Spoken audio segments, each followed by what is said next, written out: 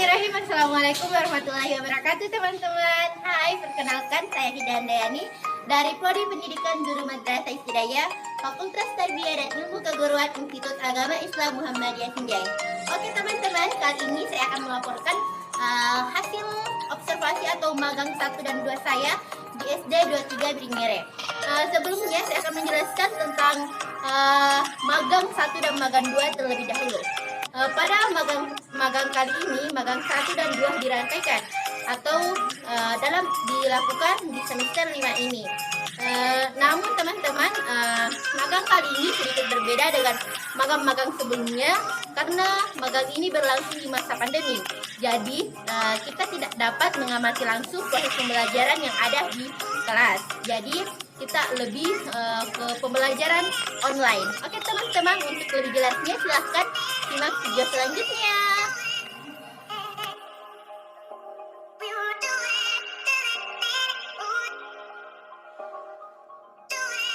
Selamat datang di SD 23 Biringmere.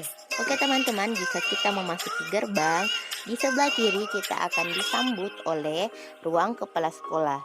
Dan jika kita berlanjut ke depan akan terdapat ruang UKS. Dan di sebelah kanan terdapat ruang guru. Dan jika kita berlanjut ke depan lagi nih teman-teman, di sana terdapat ruang serbaguna yang berdampingan dengan beberapa perumahan sekolah. Sedangkan di bagian sebelah kiri terdapat ruang kelas. Oke, kita lanjut. Di sini juga terdapat perpustakaan sekolah yang berdampingan dengan halaman olahraga. Dan di sebelah kanan terdapat ruang kelas. Sedikit informasi teman-teman, peletakan batu pertama SD 23 Biringmere ini dilakukan oleh Dr. Andi Bintang In atau Kepala Daerah Kabupaten Sinjai saat itu pada tanggal 7 Oktober 1971, dan peresmian dilakukan oleh Brigjen Ahmad Larmo, Kepala Daerah Provinsi Sulawesi Selatan pada saat itu pada tanggal 8 Juni 1973. Kita lanjut teman-teman. Jika kita memperhatikan jendela kelas, di sana terdapat beberapa hiasan yang sangat menarik yang merupakan hasil kerja mahasiswa magang selama berada di SD 23 Biringmere ini. Dan jika kita berlanjut, di sebelah kiri terdapat taman sekolah dan di sebelah kanan terdapat lapangan upacara. Sedikit informasi lagi nih teman-teman, SD 23 Biringmere ini terletak di Jalan Jenderal Sudirman nomor 68, Kelurahan Biringmere, Kecamatan Sinjai Utara, Kabupaten Sinjai. Dan jika kita berlanjut ke depan, di bagian sebelah kiri jika kita memasuki sekolah ini juga terdapat parkiran nih teman-teman. Baik untuk parkiran guru ya pastinya. Oke, sekian untuk review ini. Ayo kita lanjut ke pelaporannya ya. Bismillahirrahmanirrahim. Alhamdulillah, puji syukur saya panjatkan kepada Allah Subhanahu wa taala atas berkat rahmat dan karunia-Nya lah sehingga saya dapat menyelesaikan penulisan laporan magang 1 dan 2 ini dengan tepat waktu. Salawat serta salam senantiasa tercurahkan ke Nabi besar kita Nabi Muhammad Sallallahu Alaihi Wasallam. Semoga kita dapat berkumpul di hari akhir nanti. Laporan magang ini merupakan pertanggungjawaban saya selama melaksanakan magang 1 dan 2 di SD 23 Biringmere mulai dari tanggal 1 Oktober sampai dengan tanggal 1 Desember 2020. Dan tujuan laporan ini sebagai pemenuhan tugas mata kuliah magang 1 dan 2. Oke teman-teman, ayo simak pelaporannya. Kalian bisa memperhatikan slide di sampingnya. Oke, pertama-tama magang 1. Magang 1 bertujuan untuk mengembangkan landasan jati diri pendidik atau peserta magang. Poin pertama, kultur sekolah. Berdasarkan pengamatan langsung kursus sekolah yang telah saya lakukan di SD 23 Biringere, dapat saya simpulkan bahwa beberapa unsur sudah sangat dikatakan baik, seperti perilaku peserta didik yang patuh dan sopan kepada guru, kegiatan pembinaan yang terencana, dan kebersihan lingkungan sekolah yang luar biasa terjaga, serta lingkungan sekolah yang banyak terdapat tumbuhan hijau yang menambah nilai keindahan sekolah. Selain itu, namun belum maksimal dalam hal ketepatan waktu. Hal ini mungkin dipengaruhi karena kondisi pandemik saat ini yang menyebabkan pembelajaran berlangsung secara daring, sehingga guru mungkin terkadang lupa waktu sehingga terlambat memulai pembelajaran. Oke, selanjutnya kompetensi pedagogik. Dari hasil pengamatan guru kelas pembelajaran daring saat proses belajar mengajar berlangsung, guru telah menggambarkan dirinya selayaknya seorang guru yang baik, telah menguasai karakter peserta didik, baik aspek fisik, moral, sosial, kultural, emosional, dan intelektual, serta telah menguasai teori belajar dan menguasai prinsip pembelajaran yang mendidik. Guru telah memanfaatkan perkembangan teknologi yang ada saat ini untuk kepentingan pembelajaran nih, seperti dalam hal mengecek daftar hadir, pengiriman materi pembelajaran, dengan pelaksanaan proses pembelajaran yang mendidik sehingga mampu mengembangkan potensi yang dimiliki.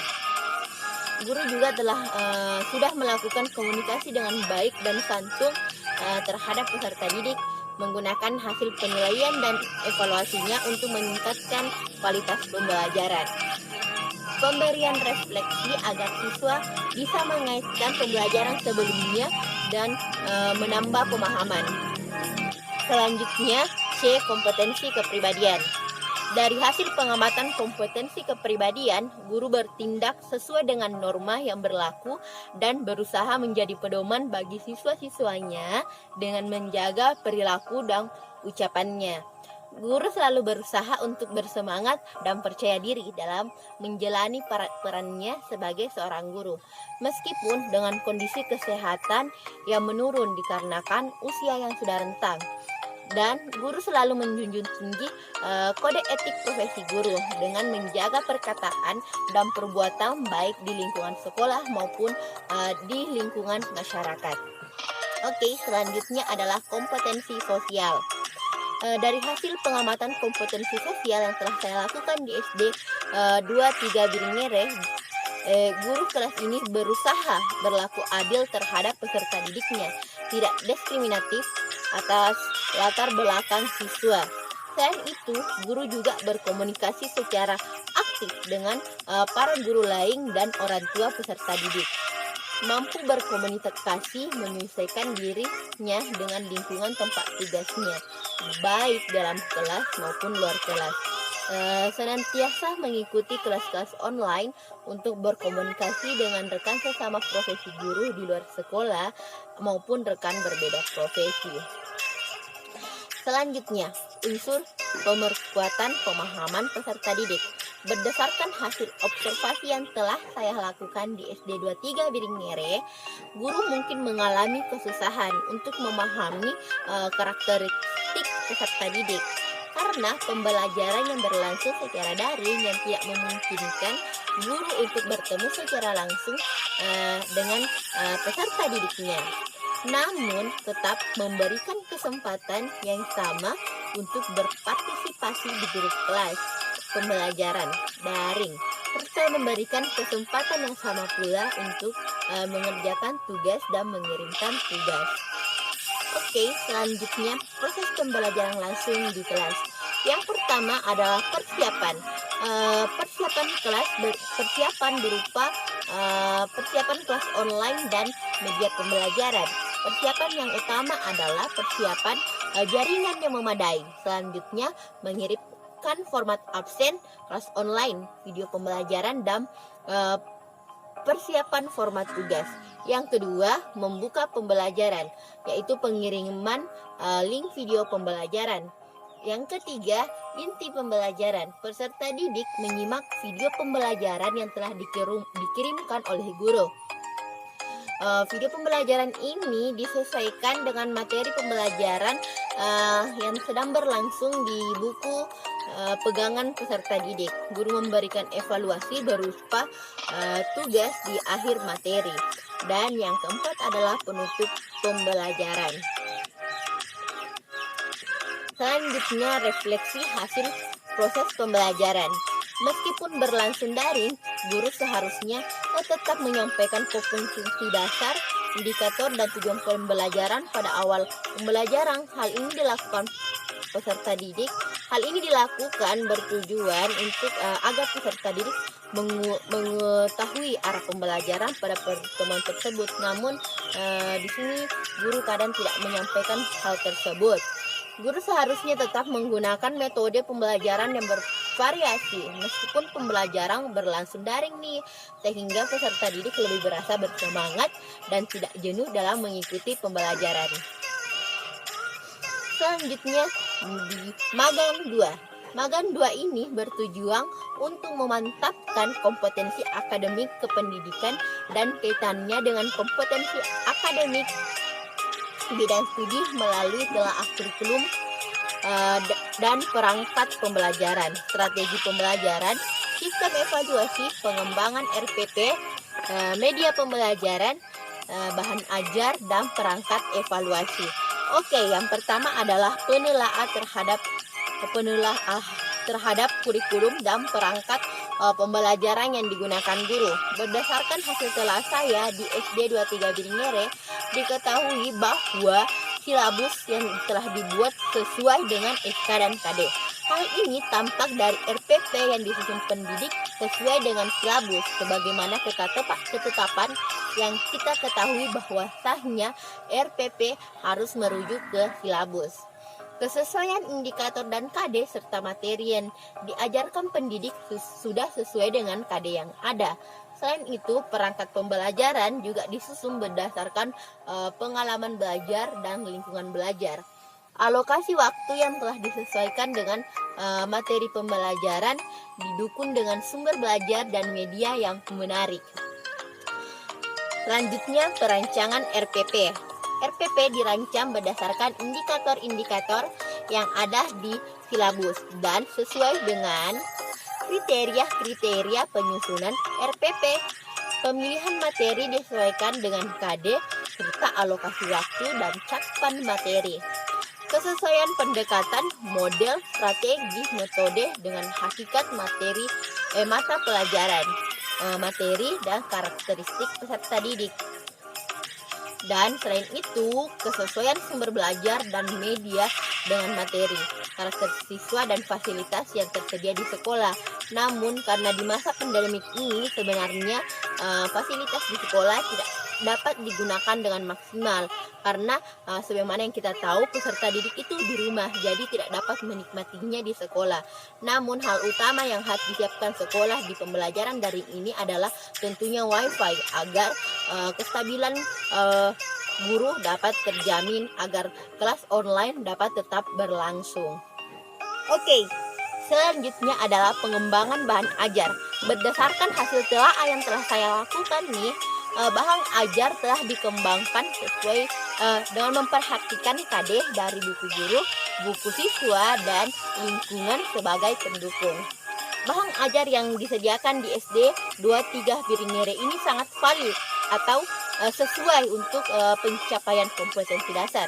Selain itu, bahan ajar yang menarik seperti video pembelajaran yang dikirimkan itu kayak sangat menarik karena isinya itu kayak banyak animasi-animasi sehingga peserta didik kayak lebih tertarik untuk mengikuti atau menonton video pembelajaran tersebut.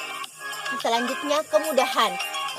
Di sini video pembelajaran yang dikirimkan itu mudah atau sesuai dengan perkembangan pikiran peserta didik. Selain itu, konsisten, ya, dimana sesuai dengan fenomena kehidupan atau realita yang ada.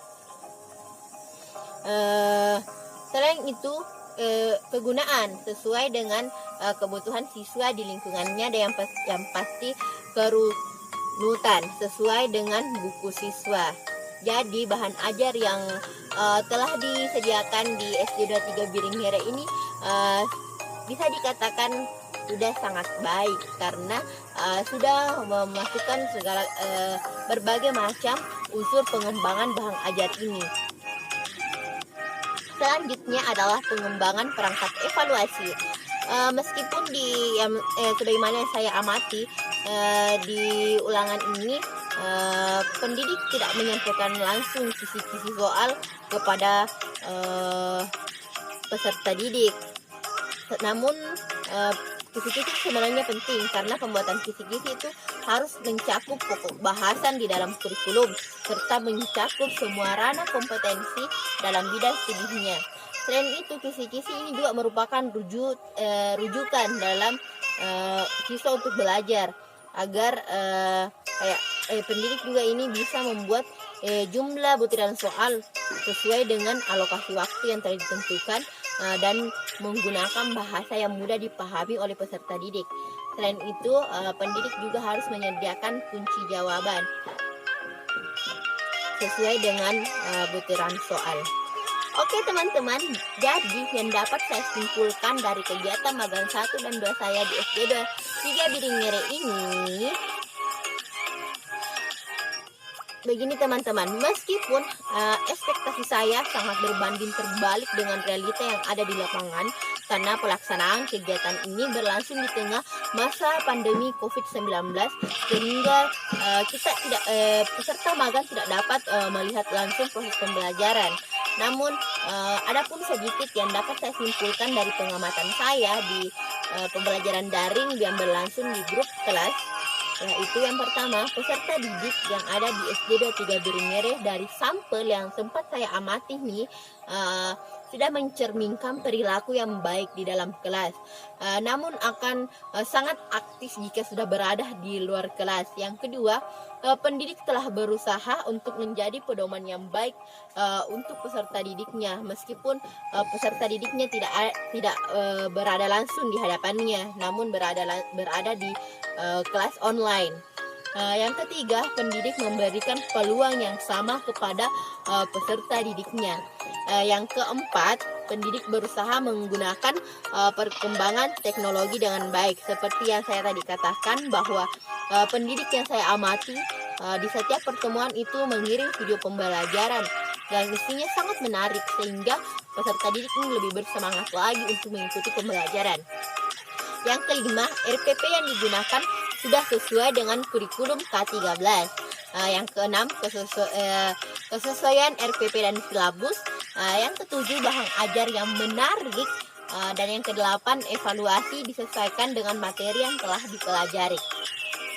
Oke teman-teman, setelah pelaksanaan program magang 1 dan 2 ini, saya berharap bisa menambah ilmu dalam proses pembelajaran dan mampu menggunakannya di masa yang akan datang atau di magang 3 nanti. Setelah penulis menyusun laporan ini dengan usaha yang sangat maksimal, saya tetap menyadari bahwa sangat banyak hal yang perlu diperbaiki, baik dari segi penyusunan maupun segi isi. Untuk itu, penulis sangat membutuhkan saran dan kritikan yang membangun dari teman-teman, terutama dosen pembimbing, demi perbaikan laporan magang 1 dan 2 ini. Selanjutnya, ucapan terima kasih yang sebesar-besarnya kepada seluruh pihak yang telah membantu saya selama pelaksanaan magang 1 dan 2 ini, terutama dalam penyusunan laporan ini. Terkhusus kepada orang tua saya tercinta, para guru dan staf yang ada di SD 23 Biringhere dan para dosen yang telah membantu saya, dan terutama pula kepada dosen pembimbing saya. Terima kasih saya ucapkan. Oke teman-teman, terima kasih telah menonton video pelaporan magang 1 dan 2 saya di SD 23 Biringhere ini. Sampai ketemu di magang 3. Assalamualaikum warahmatullahi wabarakatuh. Bye.